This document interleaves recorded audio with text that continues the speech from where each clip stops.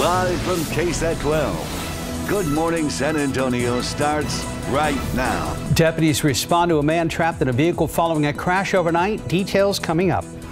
Plus the latest on a deadly shooting in Tulsa after a man armed with a rifle and handgun killed at least 4 people inside a medical building.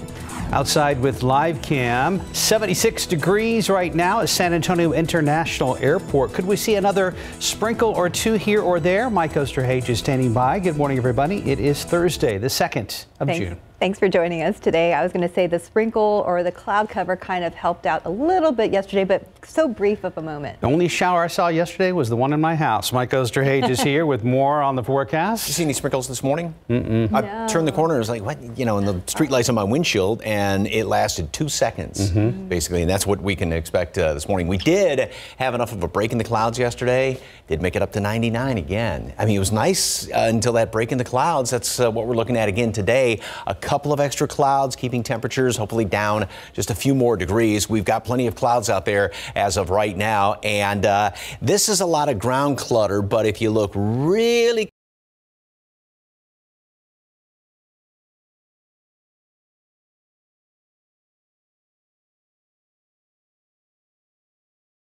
doesn't move. It's just kind of ground clutter out there. So 1 or 2 of them out there this morning. That's pretty much about it. Now off to the west, there is a pretty decent little cluster of storms out there. But notice how this thing is kind of making sort of a just fishhook turn back to the west a little bit, and it is starting to die down right there in the middle of Valverde County. That will continue to die down, but there is a disturbance out here, and that's what's going to be sort of lying in the area not only today but also tomorrow, and is going to touch off a couple of more showers, maybe a thunderstorm or 2. 77 in town, mid 70s, mid to upper 70s around the area once again today. And these numbers, actually it's down a couple of degrees. The dew point yesterday was about 72, now 70.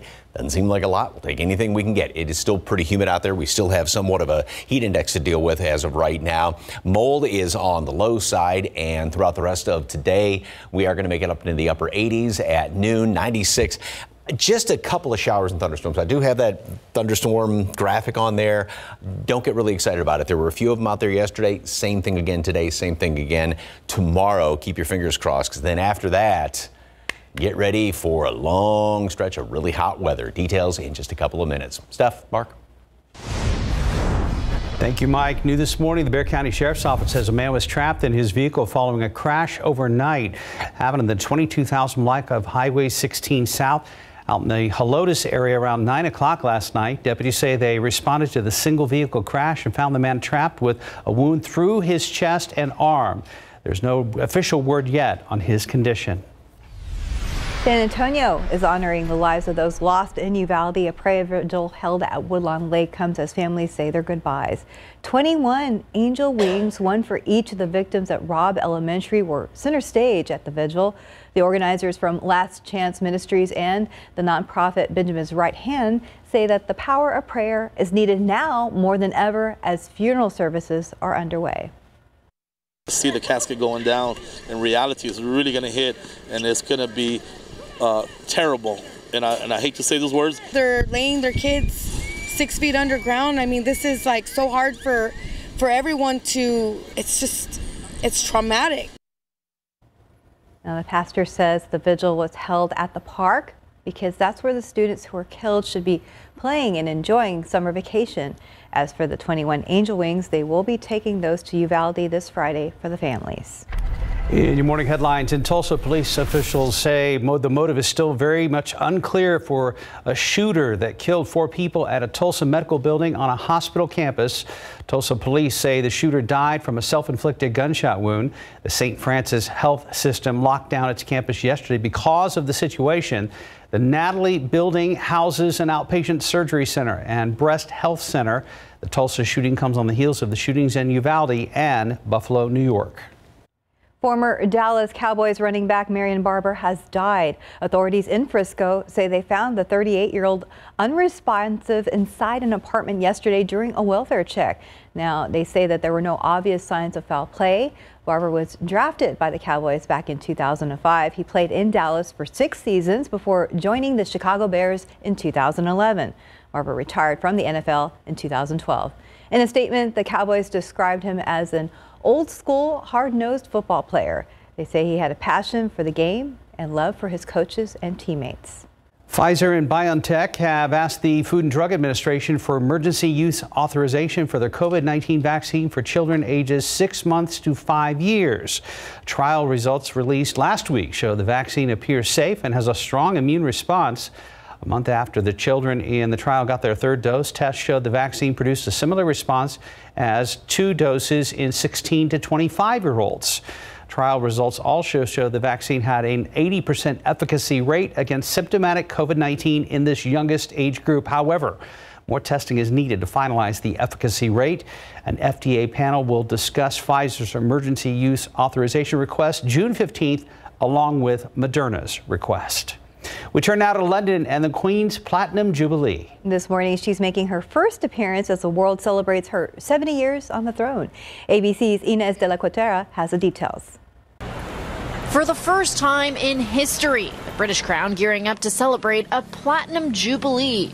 Queen Elizabeth II marking 70 years on the throne, the longest-serving British monarch. Preparations for these next 4 days have been underway for weeks, kicking off today with the Queen's birthday parade, what's known as Trooping the Colour. It's a military ceremony where the Queen, as Colonel-in-Chief, can inspect the troops. And later, she'll light one of 3,000 beacons around the country.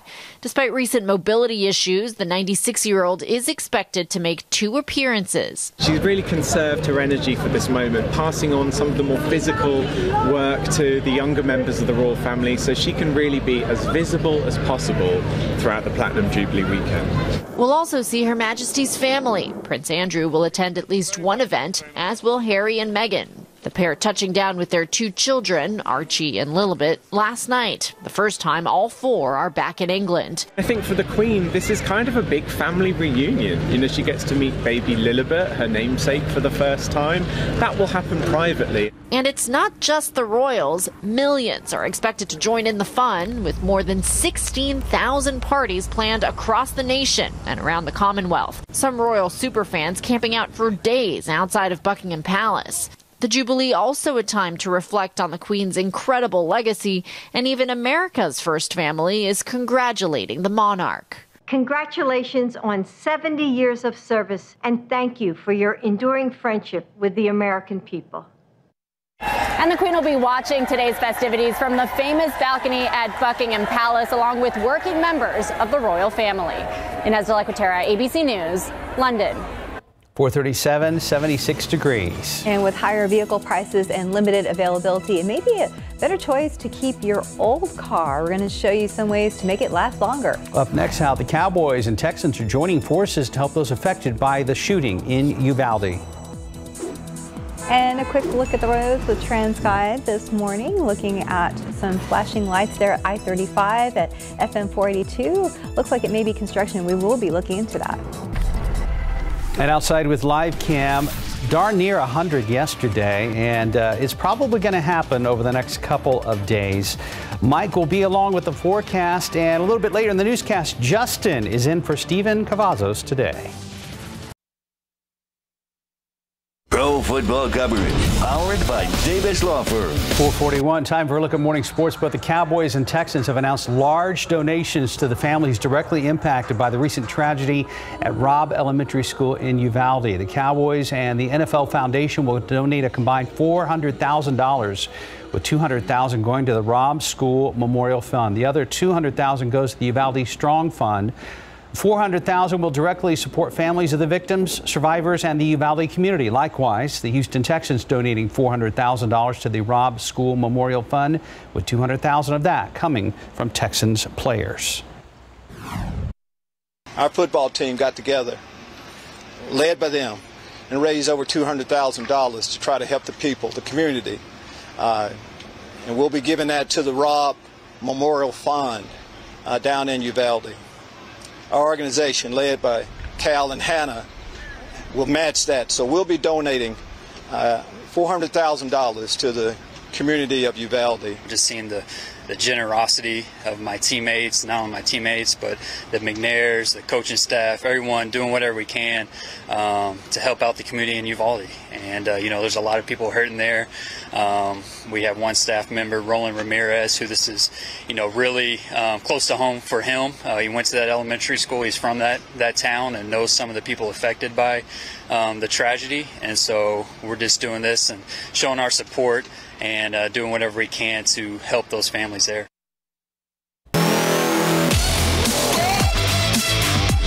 The 2022 NBA Finals between the Boston Celtics and Golden State Warriors tips off tonight. You can watch all the games live right here on KSAT 12. Tonight's game in the Bay Area starts at 8 o'clock. Sunday's game also in San Francisco. Series shifts to Boston next week.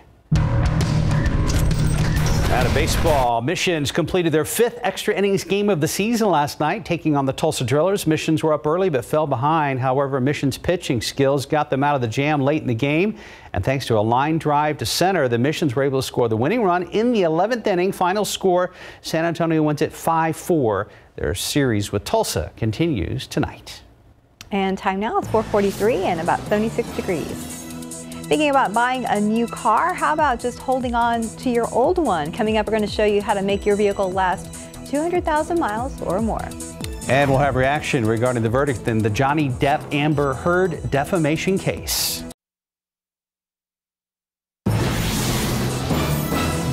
In this morning's GM, the verdict is in. Do you find that Mr. Depp has proven all the elements of defamation? Answer, yes. Depp won all 3 of his libel claims centered around a 2018 Washington Post op-ed in which Heard described herself as a public figure representing domestic abuse. Heard remained stoic as the judge revealed the decisions. Depp was not in court for the verdict. Outside, his fans erupted, fist-bumping his attorneys and chanting his name. In the statement, Heard says, "The disappointment I feel today is beyond words." Depp posting on Instagram, "6 years later, the jury gave me my life back. I am truly humbled. A new chapter has finally begun." And we'll have much more on this bombshell verdict, plus live legal analysis from Dan Abrams coming up at 7 a.m. With your GMA First Look, I'm Trevor Ault, ABC News, New York. Well, if you've tried to buy a car in the past year or so, you know it can be a huge challenge. Yes, and how about hanging on to the old reliable? 12 on your sides, Marilyn Moritz looks at how to get your car to 200,000 miles or beyond. It's one of those milestones you remember, reaching 100, 200, even 300,000 miles in your car. Yeah, I think I may have been in my driveway or something like that. I think I took a picture of the odometer. For Gary St. John, crossing the 200,000 mark isn't just a point of pride, it's a money saver because he's not buying new. I've got a diesel Jeep Grand Cherokee, which is unusual, and I've got 165,000 on that. We also have a Toyota Sienna, and that's got 205,000 on it. So what's the secret to going the distance? Stay on top of problems and follow the maintenance schedule for your car. Don't delay routine oil and filter changes, belt replacements, or tire rotation. Check your owner's manual for how often you should service your car. And Consumer Reports car expert Mike Quincy says, don't cheap out. Make sure to buy genuine parts like belts and hoses from name brand suppliers. You don't have to buy from the dealer. Just make sure you're getting quality parts. Using the wrong oil or transmission fluid could do damage or even void your warranty. Looking to reach 200,000 miles with your next car? Start with a vehicle with a proven record for lasting a long time with proper care. If you're looking for a new car that will take you beyond 200,000 miles, our data shows you can't go wrong with a Toyota Camry, a Toyota Prius, or Honda Accord. He says good options as used cars, too, along with the Honda Civic, Mazda 3, Nissan Altima, and Subaru Legacy. Marilyn Moritz, KSAT 12 News. And a quick look at the roads with TransGuide, looking there at problems there at I-35 at FM 482. We're going to be checking in with Justin pretty soon to see what's going on over there. We know there is a really bad accident working right now, and this may be the spot, and it's going to be a problem for a while, but we're going to get you some more information, and I believe we do have a crew on the way as well. Stay tuned for more coming up here in just about 10 minutes. Mike Ostrace joins us now with a look at our forecast as we head into the first weekend of the month of June. And that weekend is going to be really hot. It's been very hot, you know, finishing up the month of May, of course, the hottest May on record. And yesterday we got up to 99 to start off the month. We're still looking at temperatures to be down just a couple of degrees compared to that later on this afternoon. Lots of clouds starting off this morning. And this is a lot of ground clutter around the radar site right there. But if you zoom in and if you blink, you kind of miss it. But there's a couple of those little sprinkly showers that slid on through there. And that one TransGuide camera, almost where the accident was, it almost looked like the road may have a little bit of a sheen on it. So just kind of watch out for a few of these light little sprinkly showers around the area that are going to make the road damp. It's not going to mount to anything. Now, counter to that, way out to the northwest, we've been watching this cluster of storms. And as you can see, this thing is dying down, but it has been dumping a whole bunch of rain. There is a flood advisory for portions of Valverde County where you've already had radar estimates 2.5, 3 inches of rain out there. So it came down pretty much all at once as that moved on through. So that's up until 7 o'clock out there for portions of Valverde County. Throughout the rest of today, boy, going to look a whole lot like yesterday. We have 10-20% chance for a couple of sprinkles around here this morning. Again, 1 or 2 of them here and there. We see a little bit of a lull in the action, perhaps some sunshine coming on in here by late morning. We get up into the mid and upper 80s through noon, and then mid 90s later on today. Going for a 20% chance for a shower and or a thunderstorm later on this afternoon. 1 or 2 of those thunderstorms. So anything that does pop up could produce, again, a thunderstorm. Not very likely, though. We have this feature which is kind of lying up to the north of us. It is a front. There's some thinking that it may try and move into the area. I think it's just going to be close enough to hopefully agitate things enough to give us a couple of showers or thunderstorms. And that's what this computer model looks like. Almost similar to what we had yesterday. Some of those, especially off to the east and up to the north. And yeah, if one does pop up, you could get an okay downpour from it very briefly. That's going to be the situation in through right around dinner time. These things will start to die off. And it looks like we'll do it all over again tomorrow. Lots of clouds in the morning, some sunshine in the afternoon, and then going into the late afternoon and evening hours, a couple of more of those showers and thunderstorms trying to pop up around here with that little disturbance, a glitch in the atmosphere, if you will, lying across the area. Then that thing's going to sort of get on out of here, and then, yeah, get ready. 88 degrees at noon today, mostly cloudy skies. High temperature today up to 96. A shower or thunderstorm, very small chance for that. Some of us will get one, most of us won't, unfortunately. Same thing then tomorrow. Then we get into the weekend, and yeah, the heat starts getting cranked back up again. We're looking at, basically averaging 100 starting over the weekend in through a good chunk of next week. A really, really hot stretch. Yeah. Triple digits at least 4 days in a row for now. Just going to leave it there. Okay. Okay. Thanks, Mike. We understand the dilemma. 452, about 76 degrees. Glad you're with us. And coming up next, the cast of the new Obi-Wan series has a serious message for fans. Plus, Jada Pinkett Smith comments on her husband's Oscar night slap.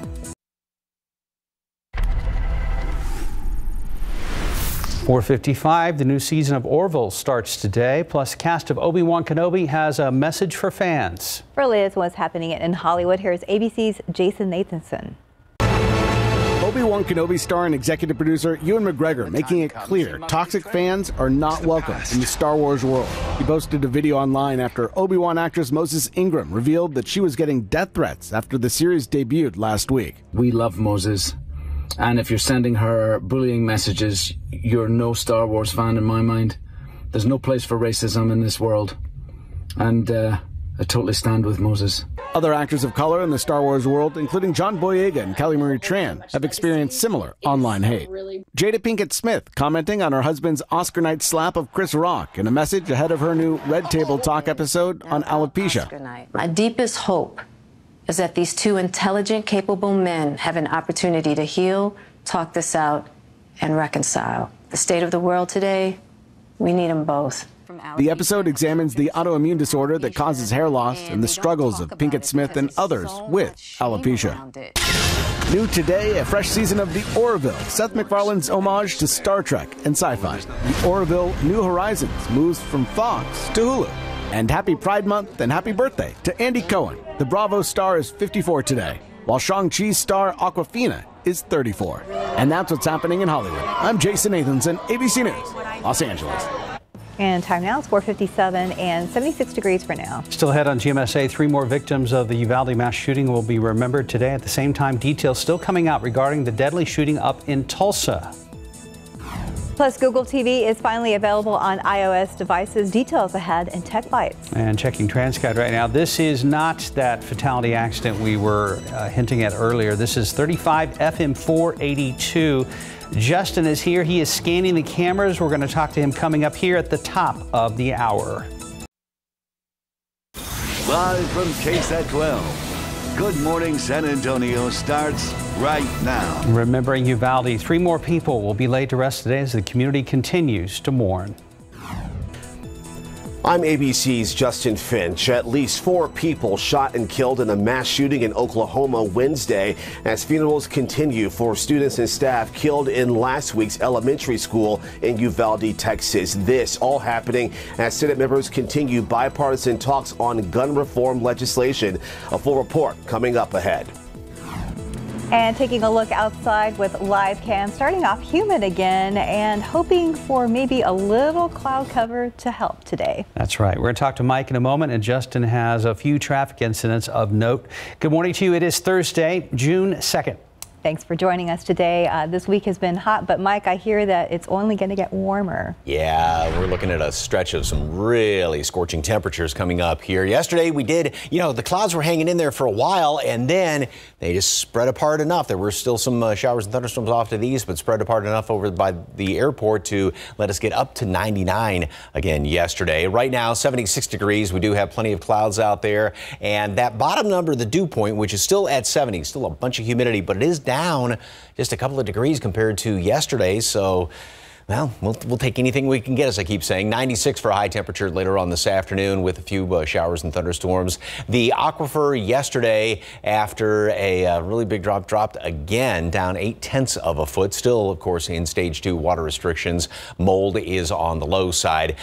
Had a couple of sprinkles on the windshield coming into work this morning. There are 1 or 2 of them out there, and most of that is just some ground clutter right there around the radar site. But if you kind of blink, you can see where there have been just a few of those little sprinkles that slid on through the area. Back out to the northwest of us, we do have some showers, portions of the hill country, and there's this cluster of thunderstorms there in Valverde County, which obviously is dying down, but that has dumped about 2.5 to 3 inches of rain, and so there is a flood advisory for the eastern portion of Valverde County up until 7 o'clock this morning. As far as temperatures, mid 70s all around the area, and we do have a slight bit of a heat index right now. A couple of sprinkles around this morning, and then a shower or even a storm later on today.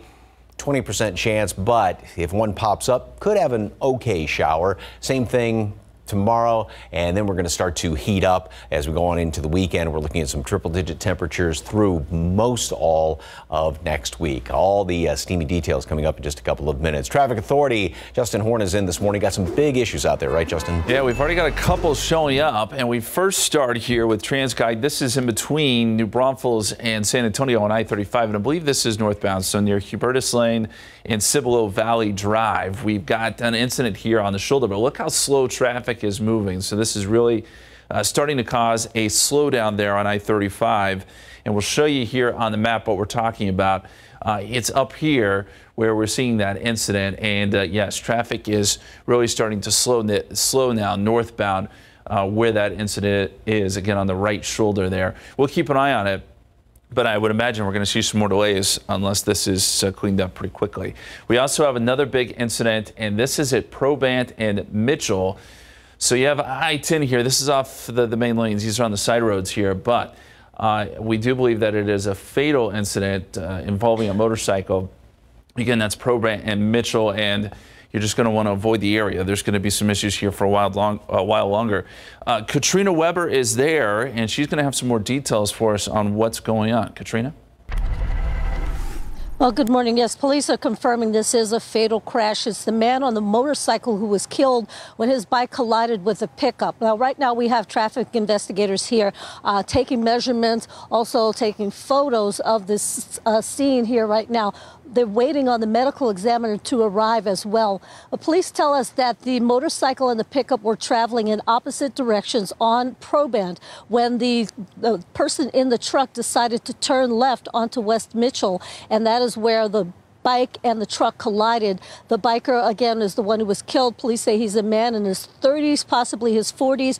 Right now, they don't have any information because they say he did not have any ID on him. They believe that the woman in the pickup may have been on her way either to or from work, so they are not looking at any charges at this point. Police say that this does appear to just be a terrible accident, but they do expect that this area at West Mitchell and Proband will be shut down maybe for another 45 minutes to an hour as they continue their investigation. Reporting live on the South Side, Katrina Weber, KSAT 12 News. Katrina, thank you for the update. 3 more funerals today for some of the victims of the mass shooting in Uvalde. Jonathan Cotto joins us now to tell us more about the services. Good morning, Jonathan. Good morning, Stephanie. Good morning, Mark. Another tough day in Uvalde as 3 more families get ready to bury their loved ones. We know funeral services will begin today for 11-year-old Miranda Gail Mathis. In her obituary, her family described Miranda as having a huge, loving heart. They say she was sweet, smart, and shy tomboy who enjoyed being within nature and spending time outdoors. She also had a great imagination and often expressed her love for unicorns and mermaids. Also for Nevea Alyssa Bravo, her aunt noted that Nevea's first name is Heaven spelled backward. In a Facebook post, Yvonne White described Nevea and her friend Jayla Silguero as our angels. And Ileana Torres, her family says she played softball and was hoping to make the city's all-star roster. And according to reports, she was set to play the last softball game of her season that day. The team kneeled for a moment of silence to remember Ileana and other victims. Her family says she was an amazing young girl with so much potential. She was a leader and loved by all her family. Also happening today, 3 more visitations for 3 more of the victims. We have more on their lives on KSAT.com. You can read all about that and how you can help on our website. Reporting live, Jonathan Cotto, KSAT 12 News. Well, meanwhile, the country rocked again by another deadly mass shooting yesterday. 4 people shot and killed at a Tulsa, Oklahoma hospital. Today on Capitol Hill, bipartisan talks on gun reform legislation continue. ABC's Justin Finch is following the latest from Washington. Tulsa, Oklahoma police called to respond to the nation's latest mass shooting.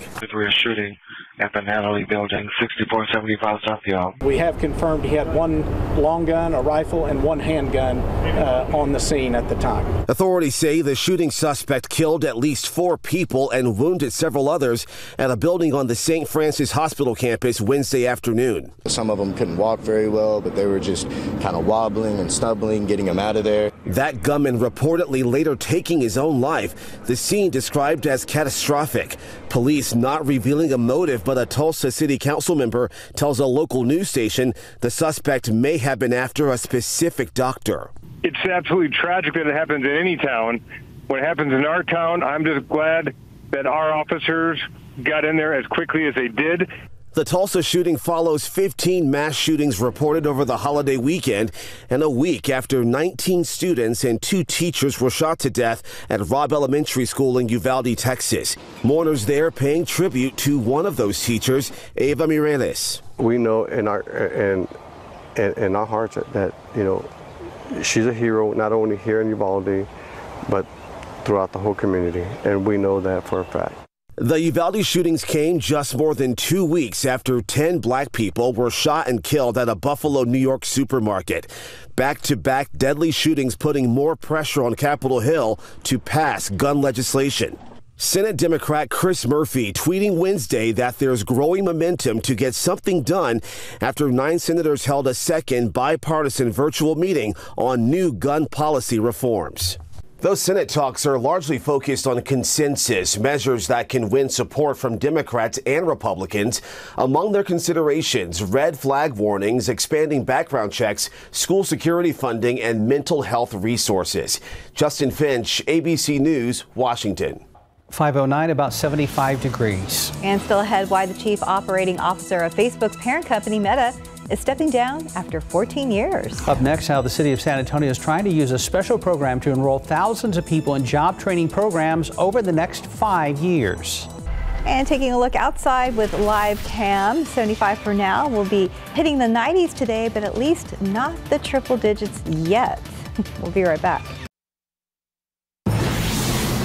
Time check 5:12. The city's new job training program has received a flood of applicants in the 16 days since enrollment opened. The city wants to ultimately enroll more than 28,000 people in job training or degree programs over the next 5 years. Now, it's all through the Ready to Work program. The ultimate goal is to place thousands of people in well-paying jobs in demand fields. So far, the city of San Antonio said more than 2,800 people have applied. The city's executive director of workforce development says he was expecting about half that number. The response that we're getting from the community in just a couple of weeks since the program is launched has been phenomenal. But it just points to the need that people have here and the desire to improve their skill set. And some of the participants are expected to start their training programs as early as next month. Now 5:13, about 75 degrees. And still ahead, Instagram is launching its new Amber Alert feature. We're going to tell you how it works. Google TV app finally available on iOS. Details on its newest features next. Was there something missing in my life till now? An absence I could not quite place but knew somehow. And then this vegan bakery came sliding down my screen. And Everdome repair appeared and tightened up my seams. Voila, my Sheryl remix French tips and squid cuisine. Endless lit, infinite possibilities. I'm down. A world where personalized ads help good ideas get found. Some people have minor joint pain plus high blood pressure, and since pain relievers may affect blood pressure, they can't just take anything for their pain. Tylenol is the #1 doctor-recommended pain relief brand for those with high blood pressure. If you have questions on whether Tylenol is right for you, talk to your doctor. New PolyGrip Power. Hold and seal. Clinically proven to give strongest hold. Plus, seals out 5 times more food particles. Fear no food. New PolyGrip Power. Hold and seal. Just about 5:17, Sheryl Sandberg stepping down from Facebook's parent company Meta. ABC's Mona Kassar Abdi has details in today's Tech Bites. In today's Tech Bites, Facebook's chief operating officer is stepping down. Sheryl Sandberg, the #2 executive at Facebook's parent company Meta, says she's resigning after 14 years on the job. Sandberg tells Fortune magazine she'll focus on women's rights issues. Instagram is helping get Amber Alerts to a younger audience. Users will be notified about abducted children in their area with all the details laid out on the feed, so there's no need to click on a link. Facebook rolled out Amber Alerts in 2015. Finally, the Google TV app is now available on iOS. Just like its Android counterpart, it allows you to use your smartphone as a remote. You can also use the app to create a single watch list for your various streaming services and even rate movies and shows. So there's no excuse now. You can't lose the remote. Those are your Tech Bites. Have a great day. Just about 5:18. And still problems on I-35. Let's go ahead and check back with Justin Horn. Yeah, there along I-35, we've got construction. It's not an accident, but there's construction there on the right side. This is northbound I-35, by the way, at FM 482. So we're talking the Schertz area there in between San Antonio and New Braunfels, but it's down to 1 lane, and it really is starting to back up traffic. So far, not horrible because it's still early, but as the morning goes on, you can imagine that the traffic's going to start to stack up a little bit more there if you're heading northbound on I-35. You can see the slowdown. It's right there near Hubertus Lane, just after Cibolo Valley Drive along I-35. Of course, the other issue that we've been talking about it this morning, Katrina Weber's down there. We had a fatal accident involving a motorcycle there at Probant and Mitchell. Police are still working that scene. So that's still an intersection you're going to want to avoid. Now it's on the side streets here. It's not on the freeway or anything like that. But Probant and Mitchell, obviously, there's going to be some slowdowns around there if you're going to be in that area this morning. Those are the only 2 incidents we have right now. Otherwise, freeways moving pretty quickly. And, of course, school's starting to wind down. So we'll see traffic improve a little bit in the mornings and even in the afternoons as well, guys. Thank you for the update, Justin. Yeah, I didn't ask you, did you see any sprinkles or anything coming into work this morning? No sprinkles. Okay, No. And nobody else? There were a couple of them out there. I saw some on my windshield, so just be on the lookout for one or two little sprinkles out there, and plenty of clouds. It doesn't look like there's anything on the roads over there by the airport looking off to the northwest. We've had a few things showing up on radar. Maybe, I mean, you can squint and see perhaps a few little sprinkly showers in portions of the hill country. And then out there in Valverde County, that storm cluster, obviously, as you can see, is dying down. Did dump about 2.5, 3 inches of rain in the northeastern portion of Valverde County. So a flood advisory out there up until 7 o'clock. And then notice how a couple of more are getting going out there further northwest of the hill country. So there is this disturbance which is lying out there to the northwest. And that's what is just going to sort of edge into the area and help to trigger off a couple of more showers and thunderstorms even later on today. Very few and far between. Same thing tomorrow, but at least there is that small chance. It is very warm. It is very humid. We are at 76 right now, so we've actually dropped down just a couple of notches. The dew point temperature is at 70 here in town and a couple of 60s in the hill country. Still, I mean, you look at the chart, you get above 60, you feel the humidity, but these numbers are actually down 2 degrees compared to this time yesterday. It's not a lot, but it does, when you get those dew points well up in the 70s, 2 degrees makes some difference. So it's not quite as humid. We're trying to be as optimistic as possible with all of this. 20% chance for a little sprinkly shower or two around the area this morning. A couple of damp spots on the roads. Just kind of take it easy. And we'll see some sunshine squeezing through. And again, a sprinkly little shower here or there can't be ruled out. And then later on this afternoon, 96 for a high temperature. And we'll start to see one or two of those showers or a thunderstorm trying to pop up. Computer model has a couple of them up to the north of San Antonio later on, right around lunchtime. And then as we go into the afternoon hours, again, one or two of those with that disturbance, the same one that's producing some of those showers and storms off there to the northwest right now. That disturbance is going to be sort of lying across the area. So that's why we'll see, again, one or two of these showers and storms.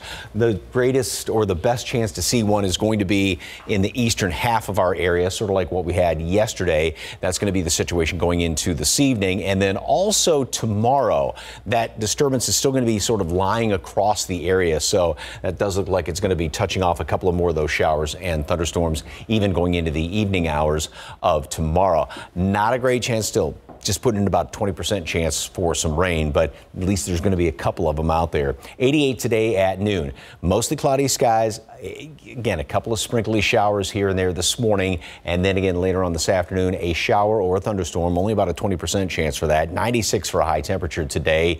And tomorrow, same situation. Mid-90s. A shower or two after, maybe a sprinkle in the morning. Then we get into the weekend. Pretty much shut off any rain chances and temperatures.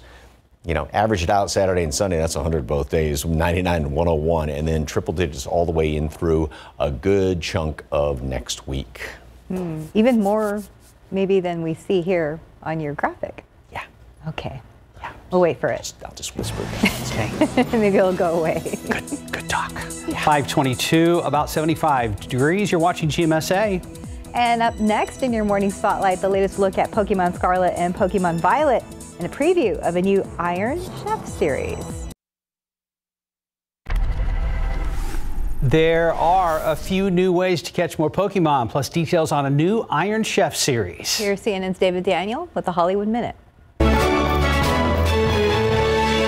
Gotta catch 'em all. Pokemon trainers, here's your latest look at Pokemon Scarlet and Pokemon Violet, the two new open-world games in the franchise, featuring new Pokemon and new professors. Pokemon Scarlet and Pokemon Violet arrive November 18th. Beautiful friends, I would like to introduce you to Christian Grey. The book club is turning the page. The stars of the 2018 comedy, Diane Keaton, Jane Fonda, Candice Bergen, and Mary Steenburgen, are reuniting for a sequel. Focus Features has announced Book Club 2, The Next Chapter, will send the quartet to Italy for the girls' trip they never had. This is the moment we have all been waiting for. Welcome to Kitchen Stadium. This is Iron Chef. And more. The latest Iron Chef series will pit the top challenger chef from the competition against all 5 reigning Iron Chefs for the title of Iron Legend. See who can master the masters when Iron Chef Quest for an Iron Legend premieres on Netflix June 15th. In Hollywood, I'm David Daniel. And time now, 5:26 and 75 degrees for now. Still ahead on GMSA, Ukraine getting another boost from the United States. Why President Biden says it is important to keep helping the country in their fight against Russia. Plus, some possible relief coming soon in the baby formula shortage. We're going to tell you how United Airlines is helping get the formula to the U.S.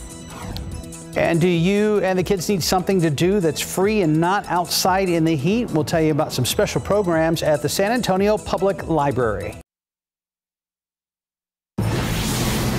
Making headlines this morning, Ukraine getting more assistance from the U.S. as it continues to fight against Russia. And taking a look outside with live cam, we are starting at 75 degrees for now, but later on we're going to hope for some cloud cover here and there because it's going to get hot. Good morning, everybody. It is Thursday, June 2nd. Thanks for joining us. Yeah, let's go ahead and check in with Mike and see if maybe there will be a little relief for maybe some people. Well, yeah, for some folks later on today, kind of like what was the situation yesterday, especially off to the east where there were a few more of those showers and a couple of thunderstorms. We had some clouds here in town, and then all of a sudden they just kind of split apart, and that allowed temperatures to once again hit 99 yesterday, going for a couple of degrees below that later on today. Here's the camera over there at 10 at 410 looking off to the northwest. This is 10 heading out of town, and plenty of cloud cover out there. I had a couple of sprinkles on the windshield this morning. I mean, it lasted for about 2 seconds, it seems like. So you may have a little sprinkle out there, some mist. Other than that, there's nothing being picked up on radar in the vicinity. 76 degrees right now. Dew point stands at 70. Both of these numbers are down just a couple of notches from where they were yesterday. We'll take anything we can get. Wind out of the south at 8 miles per hour. And as far as radar, we had been watching that cluster of storms over there in Valverde County. That obviously has died down. Did dump about 2.5, 3 inches of rain right there in the northeastern just chunk of Valverde County, so a flood advisory up until 7 o'clock this morning for the next hour and a half. And a couple of more showers and thunderstorms well off northwest of our viewing area. But there's a disturbance out there, and so this is just kind of hanging around in the area, and that's what's going to touch off a couple of more showers and thunderstorms later on this afternoon. 76 in town, low to mid 70s around much of the area. We do have a low amount of mold that has been recorded on yesterday's reading. The updated count is going to come out in, of course, about a couple of hours or so. 96 for a high temperature today. Still that 20% chance for a stray shower, maybe even a thunderstorm, just 1 or 2 of them out there. Same thing tomorrow. And then after that, yeah, it's going to get blazing hot once again. It's going to be sticking around for a while as well. Details in just a couple of minutes. Traffic Authority, Justin Horn is in this morning and still got those big problems out there, right?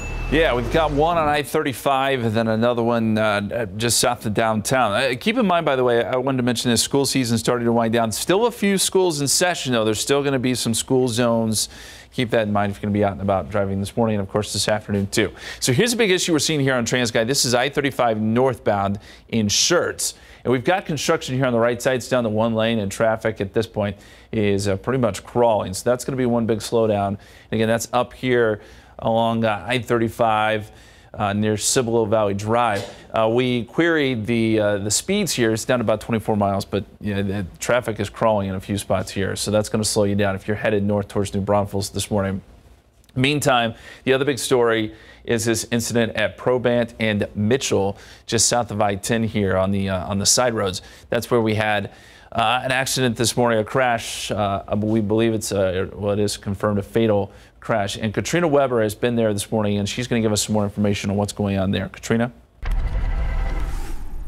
Well, good morning, Justin. We still have police here, and now the medical examiner at this intersection completing their investigation, examining the body of the man who was killed. This is a man who was on a motorcycle who was killed at this intersection when his bike collided with a pickup. You can see them still here with the scene, still with this area blocked off. Police tell us that the motorcycle and the pickup were heading in opposite directions here on Probant. They say the driver of the truck made a left turn in front of the motorcycle onto West Mitchell, and that is when the two collided. The man on the motorcycle was killed. Police believe he is either in his 30s or 40s. They say he did not appear to have any ID on him, so they don't know much about him at this point. They say that the woman who was in the pickup was dressed in scrubs, and they believe she was either on her way to or from work. So they don't believe there was any alcohol or anything involved, but of course this case still under investigation. At this point, they are calling it just a terrible accident with that motorcyclist who was killed. Reporting live on the South Side, Katrina Weber, KSAT 12 News. Katrina, thank you. President Joe Biden is meeting with NATO's Secretary General today. According to the White House, the talks will involve what potential steps the alliance may take moving forward. CNN's John Lawrence reports this comes as the U.S. is lending more assistance to Kyiv and its battle against Russia. Ukraine is getting a boost from the United States. President Joe Biden released a statement Wednesday saying the U.S. will continue to lead the world in providing historic assistance to support Ukraine's fight for freedom. There was no hiding the ball. We've been extremely clear about this from day one, with President Biden communicating that directly to President Putin. So we have done exactly what we said we would do. The U.S. will provide Ukraine with advanced weaponry, including high-mobility artillery rocket systems, which administration officials say will allow Ukraine to hit targets almost 50 miles away. The Ukrainians have given us assurances that they will not use these systems against targets on Russian territory. A Kremlin spokesperson says this move is, quote, adding fuel to the fire in the war-torn region. Sometimes I have nightmares and can't sleep at night, and I pray they won't ever come back. Russian troops now control most of Severodonetsk, a key city in the eastern part of the country where Ukrainian officials say all of the critical infrastructure is destroyed. The main point is that the overall situation remains under Ukrainian control. We are aware of the enemy's plans, and our goal is to not let them realize them. I'm John Lawrence reporting. In Washington, the House is preparing gun legislation in response to the mass shootings by 18-year-olds in Uvalde in New York. The House Judiciary is holding a hearing later today on a bill that would raise the age limit for purchasing a semi-automatic centerfire rifle from 18 to 21. The bill would also make it a federal offense to manufacture or possess large capacity magazines and would create a grant program to buy back such magazines. The Senate is unlikely to take up the bill. However, the measure provides Democratic lawmakers a marker to show voters their efforts to curb mass shootings. A father and son are both headed to prison for their roles in the U.S. Capitol riots. Daryl Johnson and his son Daniel were sentenced for charging a group of police officers guarding an entrance to the Capitol building on January 6th of last year. Prosecutors called their actions a major breach point, claiming they helped the mob outside flood into the restricted building. Daryl Johnson was sentenced to 1 month in jail, while Daniel received a 4-month-long prison sentence. Both also have to pay fines for the damage done to the building during that riot. We have some good news this morning. Have that morning cup of coffee could help you live longer. A new study found drinking coffee could lower your risk of death compared to not drinking it. Researchers studied more than 171,000 people in the UK. Why do they always do the studies in the UK? We don't have an answer? All right. Well, they caught up with them 5 times over 1 year to discuss their coffee habits. 7 years later, researchers looked to see which participants have died. According to the study, people who drank 1.5 to 3.5 cups of sweetened coffee a day had a 30% lower death risk. The average person used only about 1 teaspoon of sugar. Meanwhile, unsweetened coffee drinkers had a 16 and 29% lower death risk. I don't understand the scientific reasoning behind that, but we're going to go with it. That's interesting, 30% to 29%. So I guess if you have a little bit of sugar, and it's if they did the study here, of course, it's going to be all sugared up here in the U.S., right? Yeah, we'll all be at 30%. Yeah, 538, about 75 degrees. And still ahead, how a major airline is getting involved in shipping much-needed baby formula to the U.S. If you're looking to save some money and stay out of the heat, we'll tell you about some special programs for kids offered by the San Antonio Public Library. Speaking of the heat, actually not too bad right now at 5:38 a.m. We're at 75 degrees, but again, things will heat up. We'll be right back. 5:41. Summer is still officially let me start over. Summer is officially still a few weeks away. And that's not stopping the San Antonio Public Library from kicking off its summer programs. Now until July 31st, the San Antonio Public Library is hosting events to help people stay cool and have fun. So some activities include guest speakers, story time for kids, magic shows, reading challenges, and more. Organizers say it's summer fun for everyone. Studies have shown that if students don't continue reading during the summer, they fall behind. But we also promote reading for adults and for teens as well, because it's important for the whole community to be engaged in reading so that there's even an opportunity for kids to share their summer experience and then to be put on display at their library. For more information and a list of activities, check out the San Antonio Public Library website. It's good to see the activities back. Amen. Time now, 5:42 and 75 degrees for now. Would you love a new pet? San Antonio Humane Society standing by with your next best furry friend.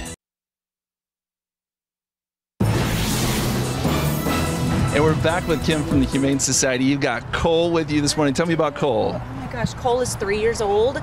As you can tell, he is very just chill cat. Wants to sit on your lap at home, watch TV with you. 3 years old, so an adult cat.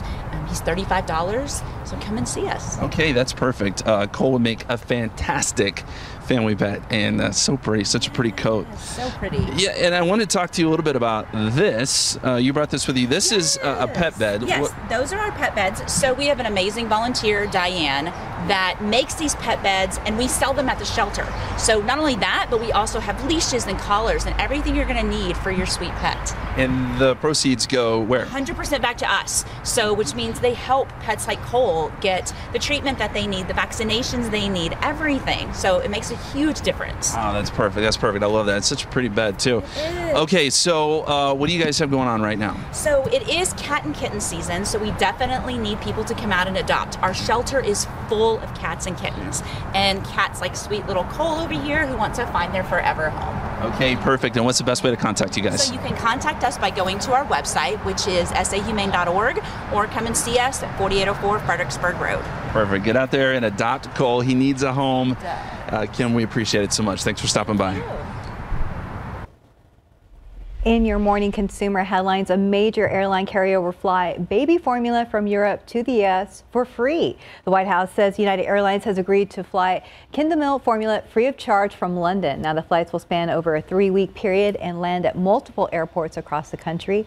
Kindle NutriCare is the United Kingdom-based manufacturer of the Kindle milk infant formula. The company plans to export 2 million cans to the U.S. to be sold nationwide and online. United will fly in over 300,000 pounds of Kindle milk formula starting on June 9th. 2 shipments from Australia are also planned for next week. About 250,000 cans will be on board for those flights. This Father's Day will be a busy one for businesses. The National Retail Federation says it expects Americans to spend $20 billion celebrating Father's Day this month. It's on par with last year's record-setting figure. 76% of adults say they will celebrate Father's Day, and they plan to spend on average about $172 to honor the men in their lives. Father's Day, in case you're wondering, and we looked it up, Sunday, June 19th. We still have time. We do have some time. And time now is 5:47 and 75 degrees. Let's go ahead and check back with Justin. Hey there, guys. You don't need me to tell you that gas prices are high, but we just wanted to pass along the averages. $4.34 now the average gas price here in Barron County for unleaded. In Texas, $4.34 as well. The country's average is $4.72, so it's not so fun to fill up these days. As we look at the TransGuide here, we've got one incident. This just popped up. Looks like we got a car in a median here. This is at 604 Medio Creek on the city's far west side there. Does not appear to be slowing down traffic that much, but you need to be careful when we have first responders there on the shoulder. You got to slow down as you pass by. And this may cause a few slowdowns, but at the moment, no big issues there. We've had that slowdown up on I-35 a little bit earlier that we were showing you with construction. That has improved. There's still a little bit of a slowdown, but they have cleared that now. So traffic is picking up. It looks a lot better if you're heading northbound on I-35 towards New Braunfels. And then, unfortunately, we still have The crash being reported down here at Probant and Mitchell, which unfortunately, again, was a fatal accident this morning involving a motorcycle. Still some slow traffic around that intersection, but it is not affecting the main lanes there at I-10, guys. Katrina Weber reports that scene should be clearing shortly. Thank you, Justin. Back to what you were talking about, gas prices. I did see $4.14. Oh. I mean, 20 cents. Hey, 20 cents. Slight improvement. Yeah, a little bit somewhere, but yeah, mine's getting to the point where I've got to get some gas, and I'm not looking forward to that. So no, when filling up the tank is scary, it's not fun. No, it's not fun. And you go to like I was at Costco day before yesterday, filling up, and everybody has the same look on their face. Yeah. It's like, make it stop. Ouch. Yeah, no relief in sight. All right, yesterday, and this was actually in the morning hours, and some of those really dark, almost ominous looking clouds, they didn't really produce much of anything in the morning, but then in the afternoon, yes, we did have some of those showers and thunderstorms, and it would have been nice had those clouds really stayed in place. They started to split up a little too much, and that's why we did get up into the upper 90s at the airport. Of course, it stayed lower than that where some of those showers and storms were yesterday afternoon, especially off to the east. Here we are over in the medical center. This is 410 looking off toward the medical center there. 10 heading out of town. Traffic's moving along fairly well. No problems. No Mr. Drizzle is showing up out there in that picture. There may be a couple little spots of it here and there. I did get some this morning coming into work, so that's why I've just got a 10-20% chance for, again, a sprinkle, mist, if you will. We'll make it into the upper 70s and then low to mid 80s throughout the morning hours. Some sunshine's going to squeeze through some of those low clouds, and we'll be up to 88 degrees at noon and then continue up into the low to mid 90s, and still banking on more clouds around here today. Enough to keep temperatures down a couple of degrees. Yesterday we did hit that 99, going for 96, and a 20% chance for a shower and or a thunderstorm later on today. Computer model does have a few of those, especially up to the north, and this is by lunchtime, early afternoon. And then a couple of more scattered about here and there, primarily in the eastern half of the area. 20% chance of rain, but if one of those showers does pop up with all this moisture in the atmosphere, you could have a decent downpour, very localized, as these pop up throughout the late afternoon hours. Start to die down tonight, and then it looks like we'll do it again tomorrow as well, especially later on in the day. There is a feature, this disturbance, and that's the same one that was producing some showers and thunderstorms well off to the northwest this morning. That's going to be sort of lying across the area. So one or two of these showers and thunderstorms even going into the evening hours tomorrow. And then after that, pretty much all bets are off as far as any rain. So yesterday, yes, we did get up to 99, and the forecast temperature uses out there at the airport. Some folks, Hondo, Pleasanton, Cotulla, got up into the triple digits, and think there'll be enough in the way of some clouds today to keep us, it's the psychological thing. 99 sure does sound a lot cooler than 100, even though just 1 degree away from it. So mid 90s in and around the metropolitan area. Quick check on the tropics, and still looking at the leftovers of the storm, the hurricane down there in the Pacific Ocean, which has now moved across. And this does look like Hurricane Center does have this good chance of it developing into what would be the first named storm of the season, which would be Alex, and that would continue to work its way across to the northeast. So not having any impact on our weather at all, but just kind of go down in the books, just like I said, as the first named storm of the season if it does develop. 88 degrees, mostly cloudy skies today at noon, and 96 high temperature. So we're still going to be 5 above normal. Couple of showers, couple of thunderstorms, very small chance. Some folks will get some rain today, same thing tomorrow. And then after that, it is just hot and hot and hot again, and staying hot in triple digits. So if 99s were written all the way across there instead of 100, would that not get your attention as much? I mean, it would get my attention, but I would feel a little bit better about it. It's just that psychological thing. Yes, it is, for me at least. If you put 99s across the board, I'd be like, is he lying to us? I feel... Just trying to ease. I know you are. So, I know. Yeah, it is on the serious side. It's going to stay almost 10 degrees above normal through a good chunk of next week. So. All right. Get ready, folks. 5:53, about 75 degrees. Look at your winning lotto numbers. Pick 3, 340, Fireball 8, and Daily 4, 4167, Fireball 3. Cash 5, 512, 22, 31, 34. Lotto Texas 4, 12, 13, 26, 39, 54. And Powerball 11, 41, 56, 57, 63. Powerball 2, Power Play 2.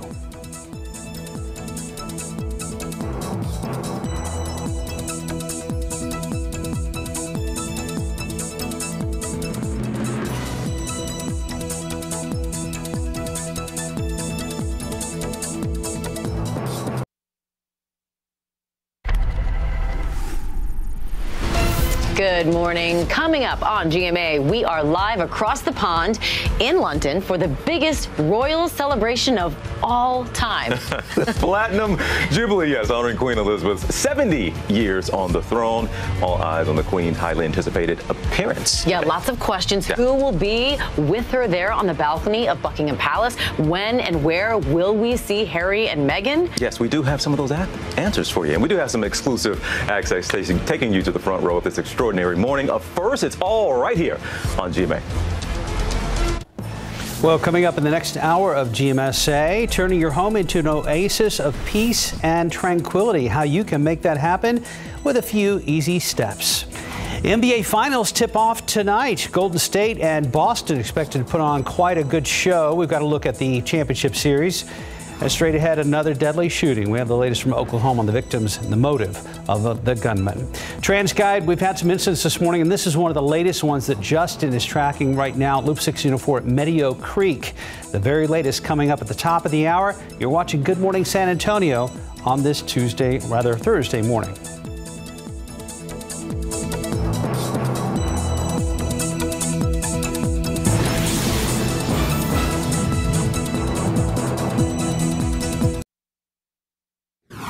I'm ABC's Justin Finch. At least 4 people shot and killed in a mass shooting in Oklahoma Wednesday as funerals continue for students and staff killed in last week's elementary school in Uvalde, Texas. This all happening as Senate members continue bipartisan talks on gun reform legislation. A full report coming up ahead. And as that tragedy strikes Tulsa, final goodbyes in Uvalde, they continue. We'll have the latest memorial services for Robb Elementary School shooting victims coming up. And taking a look outside with live cam this morning, starting at a humid 75 degrees. It will get up to the 90s, but not the triple digits, not just yet. Live from KSAT 12.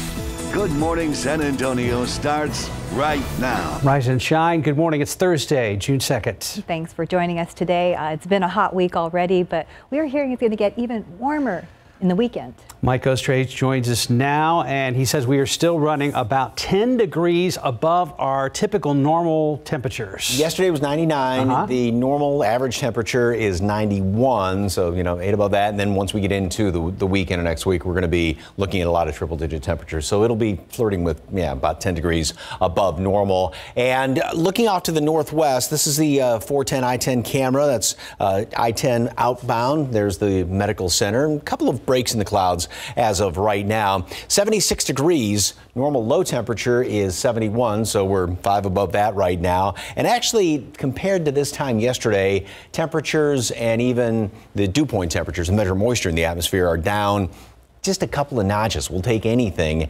We've got a dew point of 70 right now. It's still pretty darn humid out there. Mold is on the low side. The updated count's going to be coming out just after about 7 o'clock this morning. And as far as temperatures throughout the rest of today, we are going to continue to warm up and get up into the, like I said, about mid-90s. So we will still be slightly above average, not quite the intense heat, banking on a few more clouds hanging around here. And then just a couple of showers and thunderstorms. Very few and far between, but at least some folks will get some rain from this. And then after that, the heat just gets cranked up going into next week. All the details coming up in just a couple of minutes. Traffic Authority, Justin is in this morning. And what's the latest, sir? Hey there, Mike. We're still tracking that incident out there at 1604 in Medio Creek. It's in the center median here. Looks like the car came off the road. It's just one car incident, but they got the tow truck out now trying to get that car on the tow truck, and you've got some first responders there on the left shoulder. So as you're working down 1604, be aware of that. There's not a lot of slowdowns with this, but as you pass those first responders, you're going to want to slow down and be careful. We've got another incident that has just come in, and this is on the near east side here, Gevers and Commerce Street.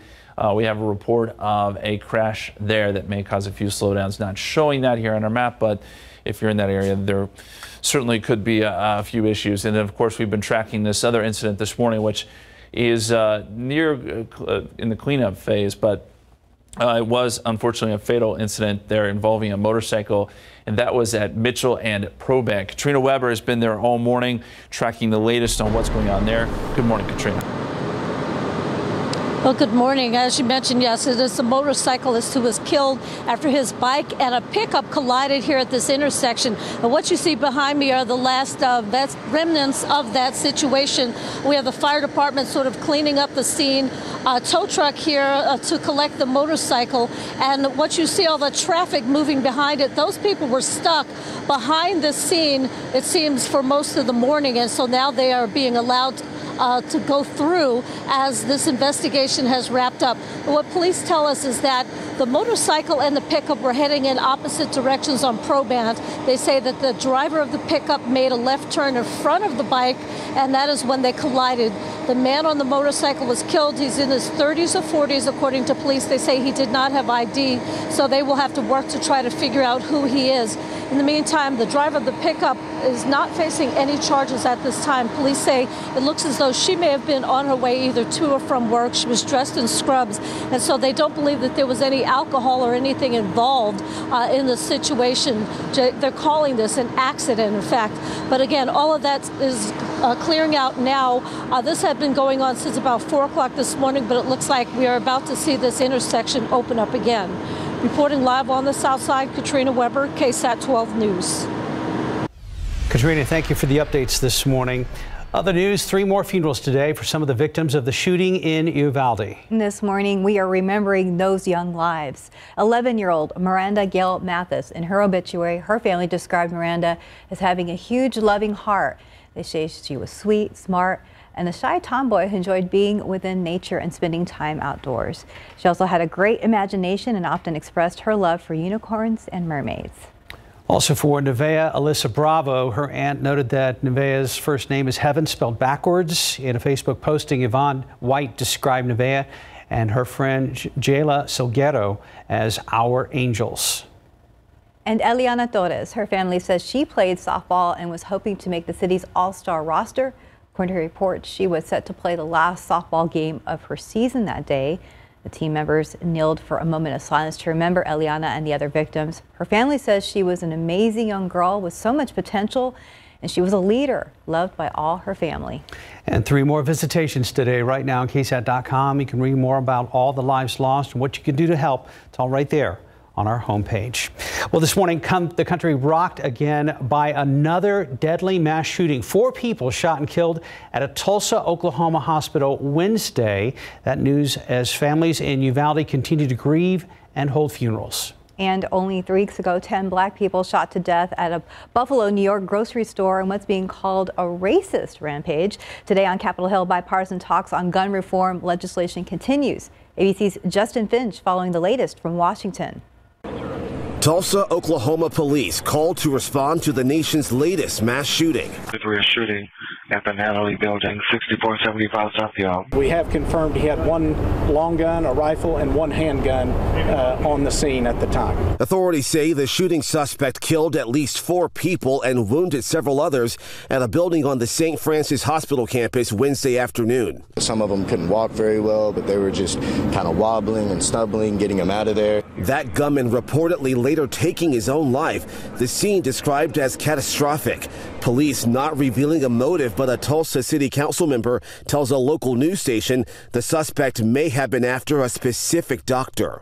It's absolutely tragic that it happens in any town. When it happens in our town, I'm just glad that our officers got in there as quickly as they did. The Tulsa shooting follows 15 mass shootings reported over the holiday weekend and a week after 19 students and 2 teachers were shot to death at Robb Elementary School in Uvalde, Texas. Mourners there paying tribute to one of those teachers, Ava Mireles. We know in our hearts that, you know, she's a hero, not only here in Uvalde, but throughout the whole community, and we know that for a fact. The Uvalde shootings came just more than 2 weeks after 10 black people were shot and killed at a Buffalo, New York supermarket. Back-to-back deadly shootings putting more pressure on Capitol Hill to pass gun legislation. Senate Democrat Chris Murphy tweeting Wednesday that there's growing momentum to get something done after 9 senators held a second bipartisan virtual meeting on new gun policy reforms. Those Senate talks are largely focused on consensus, measures that can win support from Democrats and Republicans. Among their considerations, red flag warnings, expanding background checks, school security funding, and mental health resources. Justin Finch, ABC News, Washington. And as the community in Uvalde takes some steps to move forward in their grief healing, many across Texas are looking for ways to support the families of the victims and survivors. CNN's Jen Sullivan has a look at how you can help with donations and avoid scams. An outpouring of love and support for families of the victims and survivors of the school shooting in Uvalde. The need is still great, and here's how you can help and make sure that your money ends up in the right hands. First, the Robb School Memorial Fund is an official account started by the First State Bank of Uvalde. Governor Greg Abbott has announced the One Star Foundation will also give 100% of the donations collected to that fund. The money that you donate is going to be going directly to victims of this horrible crime. And to help cover medical expenses, consider giving to University Health San Antonio. They've created the Uvalde Victims Relief Fund to support families while their loved ones are at the university hospital.